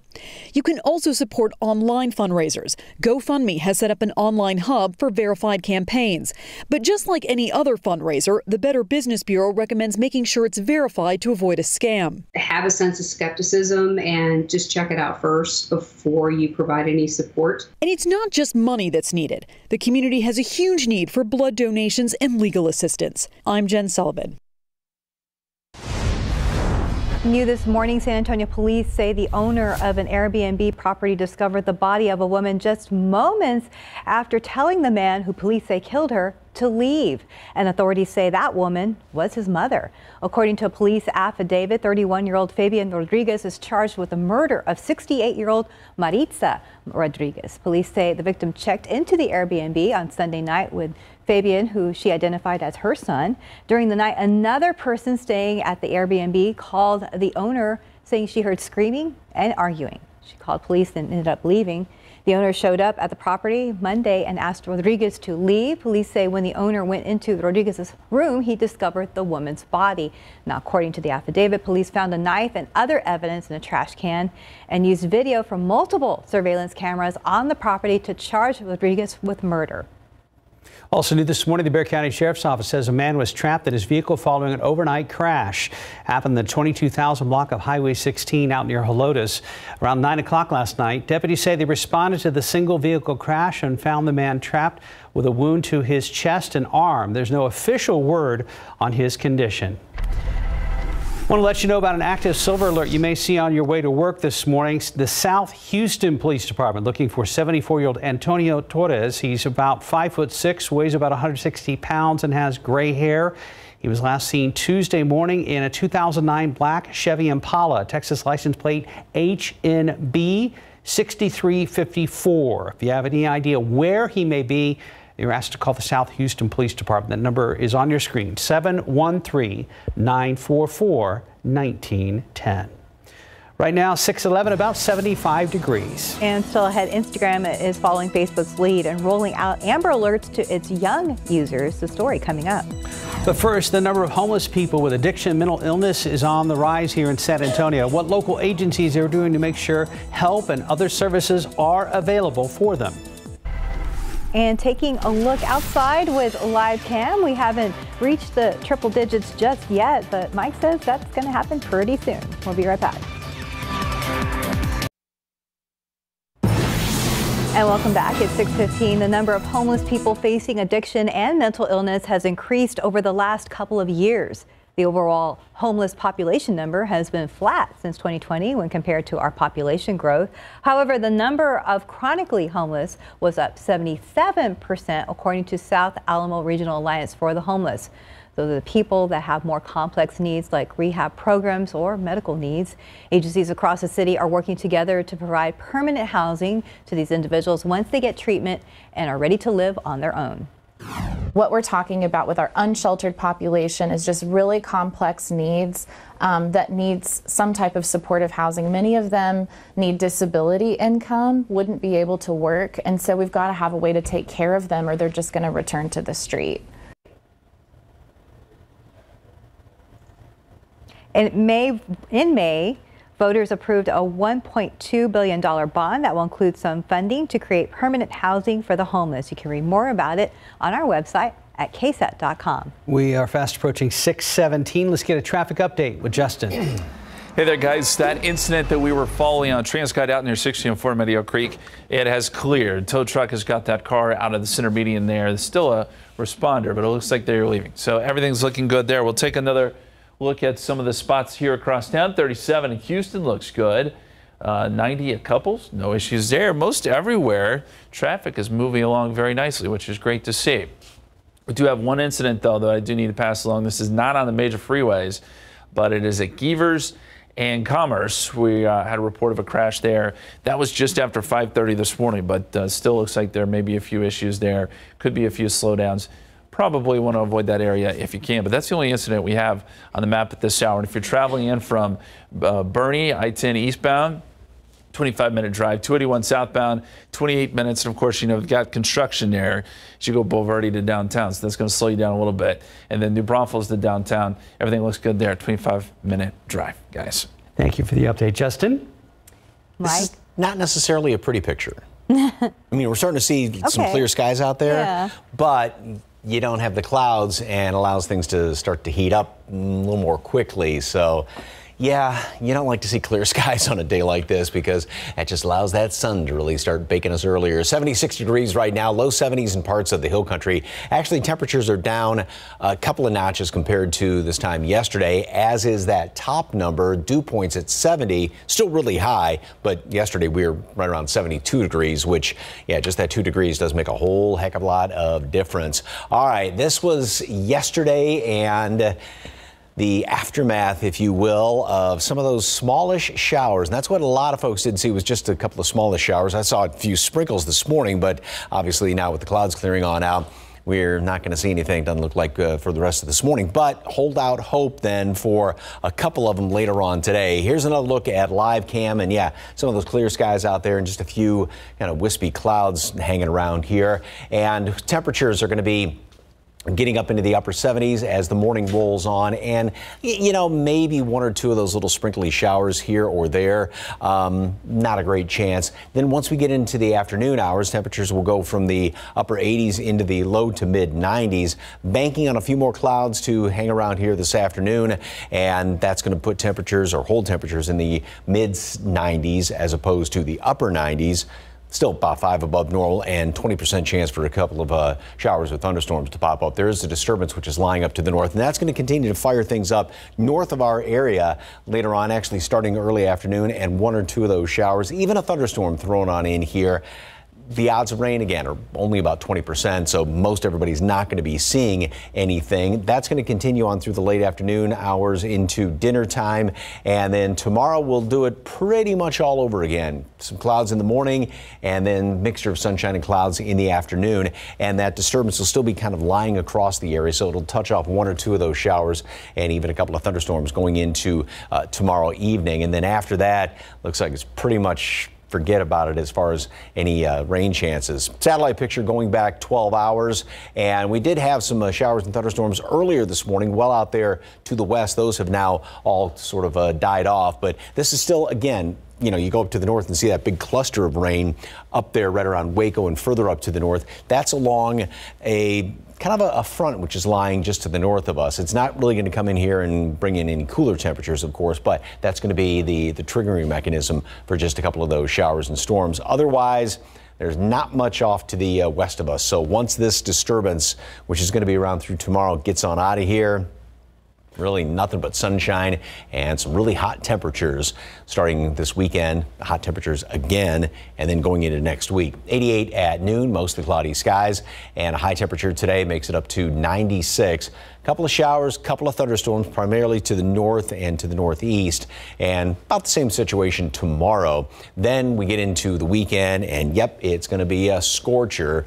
We're going to be right around 100 degrees, and that's going to continue on in through the middle of next week, at least. At least, yeah. All right. We knew it was coming, didn't we? Yeah. Hot start to this summer. It's not even officially summer yet. No, that didn't happen till what, June 21st? A few weeks. Mm-hmm. Right after Father's Day. 621, about 75 degrees. And straight ahead, Instagram is helping to get Amber Alerts to a younger audience. The details in today's Tech Bites.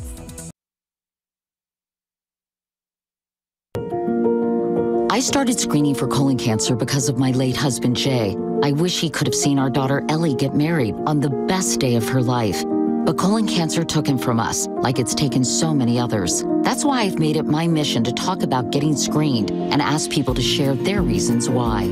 I screen for my growing family. Being with them means everything to me. I screen for my girls. They're always surprising me. I screened for my son. I'm his biggest fan. If you're 45 or older and at average risk, it's time to screen. Today, there are more screening options than ever before, including Cologuard. Cologuard is non-invasive and finds 92% of colon cancers, even in early stages. It's not for those at high risk. False positive and negative results may occur. Ask your provider if Cologuard is right for you. Everyone has a reason to screen for colon cancer. If you're 45 or older, get started at missiontoscreen.com. In this morning's GMA First Look, the verdict is in. Do you find that Mr. Depp has proven all the elements of defamation? Answer, yes. Depp won all three of his libel claims centered around a 2018 Washington Post op-ed in which Heard described herself as a public figure representing domestic abuse. Heard remained stoic as the judge revealed the decisions. Depp was not in court for the verdict. Outside, his fans erupted, fist-bumping his attorneys and chanting his name. In the statement, Heard says, "The disappointment I feel today is beyond words." Depp posting on Instagram, "6 years later, the jury gave me my life back. I am truly humbled. A new chapter has finally begun." And we'll have much more on this bombshell verdict, plus live legal analysis from Dan Abrams coming up at 7 a.m. With your GMA First Look, I'm Trevor Ault, ABC News, New York. In today's Tech Bites, Facebook's chief operating officer is stepping down. Sheryl Sandberg, the number 2 at the executive of the Facebook parent company Meta, says she's resigning after 14 years on the job. Sandberg tells Fortune magazine she'll focus on women's rights issues. Instagram is helping to get Amber Alerts to a younger audience. Users will be notified about abducted children in their area with all the details laid out on the feed, so there's no need to click on a link. Facebook rolled out Amber Alerts in 2015. 626, about 75 degrees. And a lot more to come on GMSA at 6. Game 1 of the NBA Finals happening tonight. We're going to have a preview of this year's matchup between the Golden State Warriors and the Boston Celtics. And back here at home, a motorcyclist is dead this morning on the near south side. Katrina Weber will join us with details. And a quick look at the roads with TransGuide. Getting busy out there at I-35 at Weidner Road. We're going to be checking in with our Justin Horn this morning later on. Outside with live cam, the sun is coming up on your Thursday morning. We're one day closer to the first full weekend of the month of June. And a good morning to you. It's Thursday, the 2nd of June. Thanks for joining us this morning. For a lot of districts out there, the last day of school today, and my daughter has field day. I'm not looking forward to the heat this afternoon. One more day to go for Rooney? Today is it. All right. Today is it. Well, have a great summer, Rooney. Happy summer vacation. Yeah, if you're already on summer. You know, still 3 weeks away from the official start of summer. We've already hit triple digits, you know, a handful of times here in town, and we've got a lot more in the forecast. We're starting off with just a few clouds out there right now. We do actually have some clearing and had a couple of sprinkles earlier this morning. I saw 1 or 2 of them coming into work this morning, but haven't had a bunch out there. 76 degrees right now, so we're still 5 above normal. Dew points at 70, still plenty of humidity, although keep pointing out those two numbers are both down just a couple of degrees from where we were at this time yesterday. We will take anything we can get. 72 Bandera, Devine, 74 Port SA, and Stinson, Canyon Lake, and Pleasanton are all at 75 right now. And yeah, still plenty of humidity out there, so we just have to kind of grin and bear it. Mold is on the low side. The updated count's going to be coming out in about an hour or so. You know, there had been a sprinkle. If you see one or two of them, especially out toward the hill country this morning, then a couple of showers, maybe a thunderstorm later on this afternoon. Rain chances are only about 20%, so most everybody's not going to be seeing anything. And the best, if you had to pick out one area, it would be further to the north and to the northeast if there is anything popping up later on this afternoon. That's going to be the situation tomorrow as well. Then the weekend, yeah, it's definitely going to be heating up. We are going to be getting back to upper 90s, triple digits, and that's going to last into a good chunk, almost all of next week. All the details coming up in just a couple of minutes. Traffic Authority, Justin is in this morning. What is the latest, sir? Hey there, Mike. We are looking right now at I-37 in Southeast Military. Looks like we have a minor accident here in the right turn lane. It's not really slowing down traffic. They pulled over to the shoulder there, but that's one incident that we're watching. Again, I-37, Southeast Military. We had one at I-35 and Wiener. That just cleared. So for the most part, everything looks pretty good this morning. We'll take a couple more views here. This is 281 in Jones-Maltzberger. And we look at US 90, I-35. Everything's moving right along. And 604 and Pat Booker looks good there too. We haven't had a whole lot of issues this morning as far as major freeways go. Now we still are reporting a crash at Commerce and Gevers, although this should be in the clearing stages here soon. That may cause a few slowdowns there east of the Alamo Dome. And of course, a little bit earlier, we had that incident down near Proband and Mitchell. That also is getting cleared out of here, guys. Justin, thank you very much. San Antonio police are calling it an accident, a fatal crash involving a motorcycle and a pickup truck. They say the driver who caused the crash told them she did not see the biker. Katrina Weber's live where that crash happened at the intersection of Proband and West Mitchell. Katrina, good morning. It looks like things have cleared up. Is that area open to traffic now? Good morning. Yes, it is fully open. This street opened up just about 10 minutes ago. The last of the police investigators left within just the last couple of minutes, and this had been closed down since about 4 o'clock this morning. I can give you a look at the reason why that fatal crash that happened here. Police tell us that a motorcyclist and a driver of a pickup were heading in opposite directions on Proband. They say that the driver of the pickup made a left turn for whatever reason in front of the biker, causing the two to collide. Now, police say that the motorcyclist was killed here, a man possibly in his 30s or 40s. They're still working to identify him. The woman in the pickup, they say, appeared to be either on her way to or from work, and so they do not believe that she was under the influence of any sort of alcohol or anything. They're calling this just a horrible accident. And again, that accident did have this intersection shut down for the better part of 2 hours, but things are open and back to normal now. Reporting from the south side, Katrina Weber, KSAT 12 News. Katrina, thank you. 3 more funerals today for some of the victims of the mass shooting in Uvalde. Jonathan Cotto joins us now to tell us more about the services. Good morning, Jonathan. Good morning, Stephanie. Another tough day in the Uvalde community. 3 more families preparing to bury their loved ones. We know funeral services will be taking place today for 11-year-old Miranda, Gail, Mathis. Now, in her obituary, her family described Miranda as having a huge, loving heart. They say she was sweet, smart, and shy tomboy who enjoyed being within nature and spending time outdoors. She also had a great imagination and often expressed her love for unicorns and mermaids. Also for Nevea Alyssa Bravo. Her aunt noted that Nevea's first name is Heaven spelled backward. In a Facebook posting, Yvonne White described Nevea and her friend Jayla Siliero as our angels. And Ileana Torres, her family says she played softball and was hoping to make the city's all-star roster. According to reports, she was set to play the last softball game of her season that day. The team members kneeled for a moment of silence to remember Ileana and the other victims. Her family says she was an amazing young girl with so much potential, a leader, loved by all her family. Now, also happening today, visitations for the 3 other victims. You can learn more about their lives by visiting our website, ksat.com. There you can also find information on how you can help. Reporting live, Jonathan Cotto, KSAT 12 News. Jonathan, thank you. The future of Robb Elementary School is still being discussed, but the superintendent for the district there says the campus will not host classes next school year. Right now, it's unclear whether nearly 600 students would attend classes or whether the building will eventually be demolished. Texas State Senator Roland Gutierrez, who represents Uvalde, says the federal government has a program to fund the teardown of the school and build a new one, very much like they did in Sandy Hook. Well, meanwhile, the country rocked again by another deadly mass shooting just yesterday. 4 people shot and killed at a Tulsa, Oklahoma hospital. And today on Capitol Hill, bipartisan talks on gun reform legislation continue. ABC's Justin Finch is following the latest from Washington. Tulsa, Oklahoma police called to respond to the nation's latest mass shooting. We're shooting at the Natalie building, 6475 South Yale. We have confirmed he had 1 long gun, a rifle, and 1 handgun on the scene at the time. Authorities say the shooting suspect killed at least 4 people and wounded several others at a building on the St. Francis Hospital campus Wednesday afternoon. Some of them couldn't walk very well, but they were just kind of wobbling and stumbling, getting them out of there. That gunman reportedly later taking his own life. The scene described as catastrophic.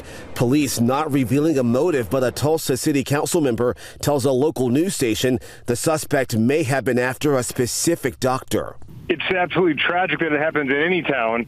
When it happens in our town, I'm just glad that our officers got in there as quickly as they did. The Tulsa shooting follows 15 mass shootings reported over the holiday weekend and a week after 19 students and 2 teachers were shot to death at Robb Elementary School in Uvalde, Texas. Mourners there paying tribute to one of those teachers, Ava Mireles. We know in our hearts that, you know, she's a hero, not only here in Uvalde, but throughout the whole community, and we know that for a fact. The Uvalde shootings came just more than 2 weeks after 10 black people were shot and killed at a Buffalo, New York supermarket. Back-to-back deadly shootings putting more pressure on Capitol Hill to pass gun legislation. Senate Democrat Chris Murphy tweeting Wednesday that there's growing momentum to get something done after 9 senators held a second bipartisan virtual meeting on new gun policy reforms. Those Senate talks are largely focused on consensus, measures that can win support from Democrats and Republicans. Among their considerations, red flag warnings, expanding background checks, school security funding, and mental health resources. Justin Finch, ABC News, Washington. Back here at home, the city's new job training program has received a flood of applicants in the 16 days since enrollment opened. The city wants to ultimately enroll more than 28,000 people in job training or degree programs over the next 5 years. It's through the Ready to Work program, and the ultimate goal is to place thousands of people in well-paying and in-demand fields. So far, the city of San Antonio said more than 2,800 people have applied. The city's executive director of workforce development said he was expecting about half that number. The response that we were getting from the community in just a couple of weeks since the program is launched has been phenomenal. But it just points to the need that people have here and the desire to improve their skill set. And some of the participants are expected to start their training programs as early as July. 639, 75 degrees. And coming up, how to make your home less stressful so you can truly love where you live. We're going to ask Angie. Welcome back. 6:43 on your Thursday. Wellness advisors and experts say your home environment can affect your mood and stress levels. And if you want to improve both for the better, consider playing up 2 of your 5 senses. So engage your sense of vision and pick a color for your home that invokes peace. Experts say consider shades of white, gray, taupe, even cool blues and natural greens for a beautiful spa-like look and feel. Also get rid of the clutter, which can cause stress and anxiety. And don't forget to let the light fill your home. Lighting is one of the most important aspects of a home, especially when it comes to overall mood. I recommend letting in as much light as possible. Not only does natural light create a brighter environment that boosts serotonin levels, it also allows houseplants to thrive. Houseplants have been proven to boost your mood and reduce stress, so incorporating more natural light and plants can make a huge difference overall. They also say involve your sense of smell. Scents are another great way to cultivate a relaxing feeling in your home. Try using candles, reed diffusers, essential oil diffusers, even incense to improve the scent of your home. Certain scents like lavender and is it bergamot? Is that how you say it, Mike? Do you remember? Okay. I've never heard that. Okay. I've seen it before. I just don't remember how to pronounce it. Anyway, moving on. Yes. They're known for their calming properties, but any scent that you love can boost your mood. Being intentional and selective about what you keep in your home in this space will help cultivate a calming space. And the NBA Finals matchup between the Boston Celtics and the Golden State Warriors begins tonight, airing right here on KSAT 12. Golden State has been in the finals 6 times in 8 years, but the young stars of the Celtics may be finally ready for their moment in the spotlight. ABC's Morgan Norwood has a preview. The Boston Celtics will go to the NBA Finals. The matchup is set, and the Boston Celtics will battle it out against the Golden State Warriors for the championship title. It took all 7 games to determine the winner of the Eastern Conference Finals, the Boston Celtics holding off the Miami Heat to advance on. All-star Jason Tatum leading the way for the Celtics in Game 7 with 26 points. Right, I walk in, I see this backdrop, and it's like, damn, I am in the finals. So I'm just trying to take all this in and just enjoy the moment. The Celtics' Tatum, Jaylen Brown, and Defensive Player of the Year Marcus Smart are making their first finals appearance. Boston now earning a trip to the Bay Area for Game 1 of the finals, with hopes of upsetting Golden State's trifecta of star athletes Steph Curry, Klay Thompson, and Draymond Green. They worked hard to get here just like we did, and we respect them, and we know how physical and athletic they are, and we expect a hard-fought series. The Golden State Warriors returning to the NBA Finals for the 6th time in 8 seasons. It's been an amazing run. We obviously feel like we still have a lot left in the tank while we're here. Steph Curry is favored to win his first championship MVP. And he could also tie with LeBron James if he goes home with his 4th championship ring this time around. And if the Celtics win the series, they'll not only take the championship bragging rights, but also become the NBA team with the most championships. They're currently tied with the Los Angeles Lakers at 17. Morgan Norwood, ABC News, Los Angeles. 6:46, and as we jump over to Justin, who's a big basketball fan, I love that the Coach Pop coaching tree has extended yet again into this year's NBA Finals. So true. Both of those coaches, and you see Derek White there for the Celtics. Yeah. Congratulations to him. I don't really know who I want to root for. It feels like Golden State's been there forever. The Celtics are young. Maybe I'll go for the Celtics. All right. Good matchup, though. Good matchup. Hey, here's some, well, not so good news, I suppose. Here are the gas prices according to AAA Texas. Here in Bexar County, $4.34, the average price for unleaded gas. Texas is the same, $4.34. The United States average is $4.72. Not fun to fill up these days, just passing along those numbers. There's a look at TransGuide I-37 Southeast Military. Still have an incident there. This is on that right turn lane.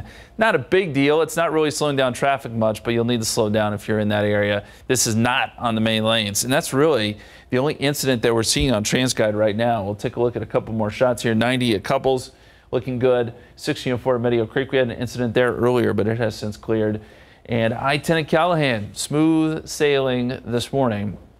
As we look at the big picture here, that accident or crash, I should say, at Gevers and Commerce, I believe that has now cleared. So the one incident that we are seeing here with a little bit of a slowdown is on the west side, 151.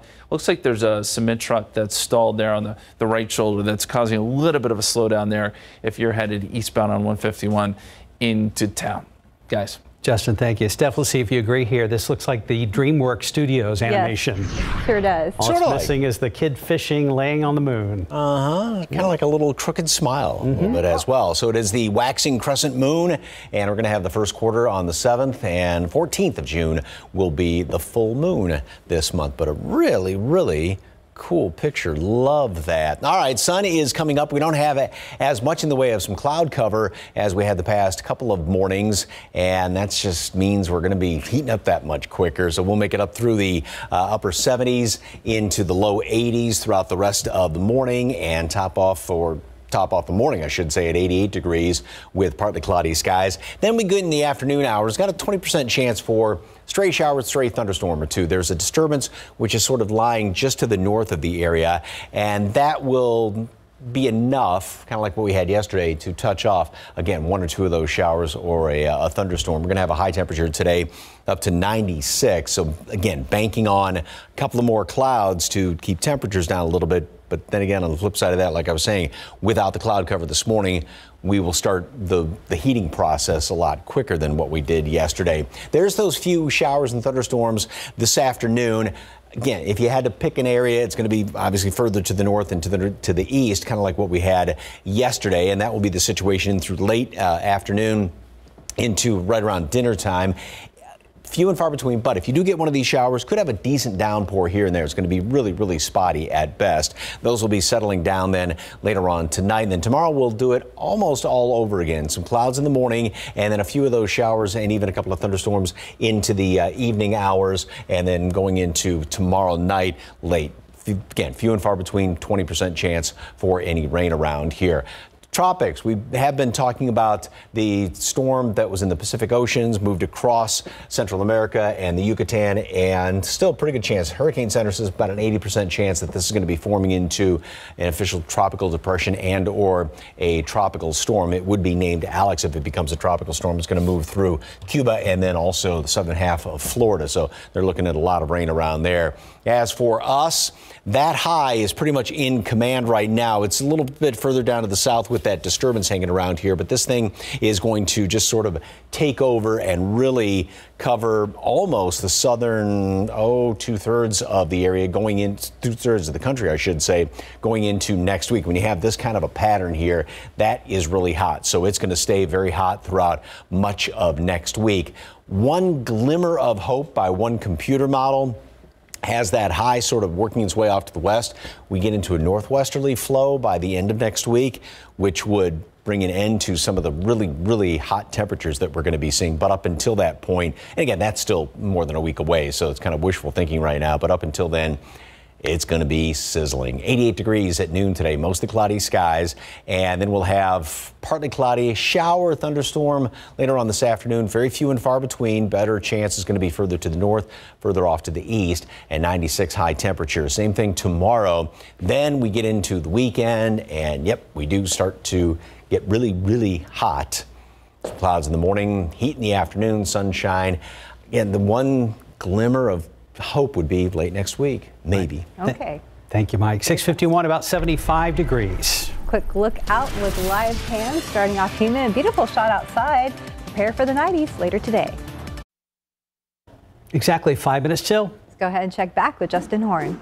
Things are pretty quiet at the moment on our roadways. We have one incident here at I-37 in Southeast Military. It's in the turn lane, has not really been slowing down traffic, and most of the freeways, it is smooth sailing this morning. We have not seen many issues, at least on the main roads there. Looking pretty good at I-37 and Indian Hills. We do have one slowdown here, and this is on 151 going eastbound. A disabled vehicle there on the right side, which is slowing down traffic just a little bit as you're headed into downtown along 151. All right, Mike, I need to request a shower over my backyard. Can you make that happen? Me too. Hopefully so. They're going to be very, very few and far between. All the best you can do is really keep your fingers crossed, I think, today. A lot of sunshine, fewer clouds than what we had yesterday, of course. Low to mid 70s around here, and we are going to have partly cloudy skies. Yeah, there will be one or two showers or a storm. Hopefully it is for Justin's sake in his backyard. Mine, yours as well. But again, most of us aren't going to be seeing any rain. One more chance again tomorrow, and then it's just going to be blisteringly hot. It's going to be awkward to see you two arm wrestle over this one little measly shower. No, my yard. Do what you got to do, guys. Yes. All right. He's got a prettier yard. Go ahead and take it. Oh, okay. Oh, it's pretty brown. Thanks for joining us. We'll see you back here at 9. Good Morning America is coming up next.